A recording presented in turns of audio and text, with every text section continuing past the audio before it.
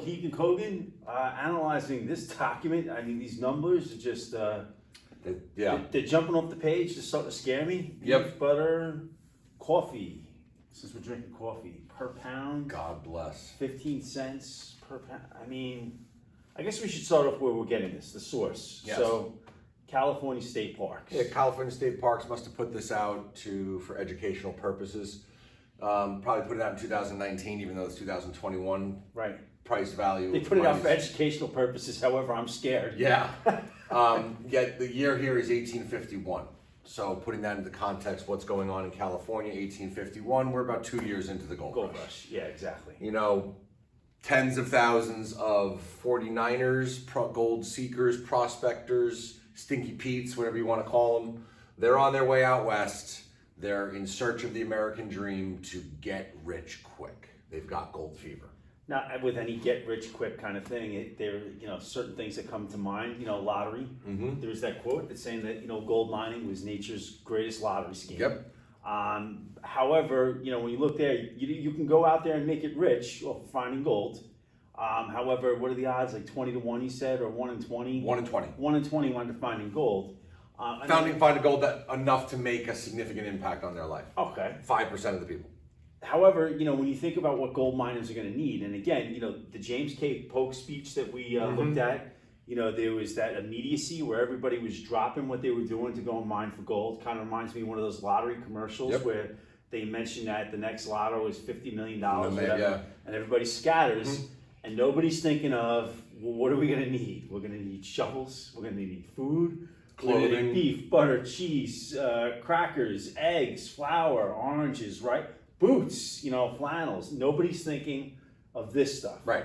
But there were people who did. It jumps out at you. It's like, all right, well, beef, $10 per pound. That's not that big a deal.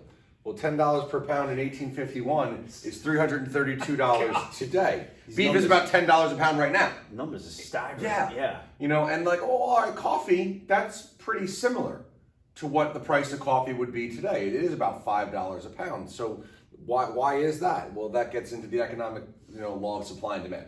There must have been a lot of coffee in California, and because the supply is high, the price is going to go low. And I love to look at that. Jeez. You look at shovels. You look at shovels. Samuel Brennan. I was wrong in the previous video with the guy's name. We fixed it. Samuel Brennan, entrepreneur, was in California when gold was found. While everyone rushed to the gold fields, he went to the Home Depot in California. Right. It didn't really exist. You get the point. He went to the general store. He bought up every single axe and shovel and pan, anything that could have been used for gold mining, and now he had a monopoly on it. So he was selling it for $36 per shovel, the equivalent of nearly $1,200 today. Wow, that is ridiculous. Yeah.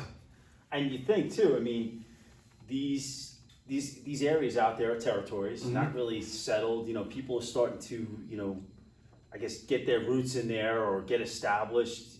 I would imagine you wouldn't have a lot of competition. No. Either. So you can spend $36 on a shovel with me, or you can dig with your hands. Yeah.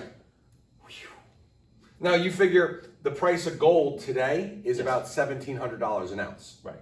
So you were basically you had to find at least an ounce to make a profit. Holy and an ounce is a lot of gold. Right.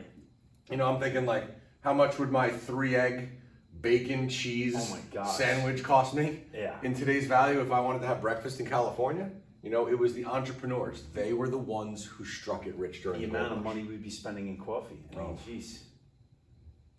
Oranges to offset scurvy. But no, it was the entrepreneurs. They were the ones who struck it rich. Right there.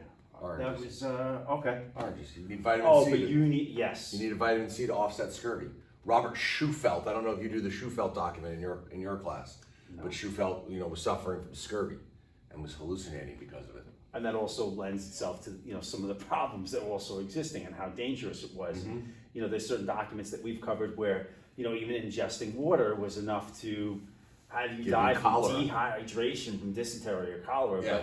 But when you're speaking to, since you're bringing up oranges, that's just popped in here in the middle of this list, and you're talking about some of the medicinal uses for certain things.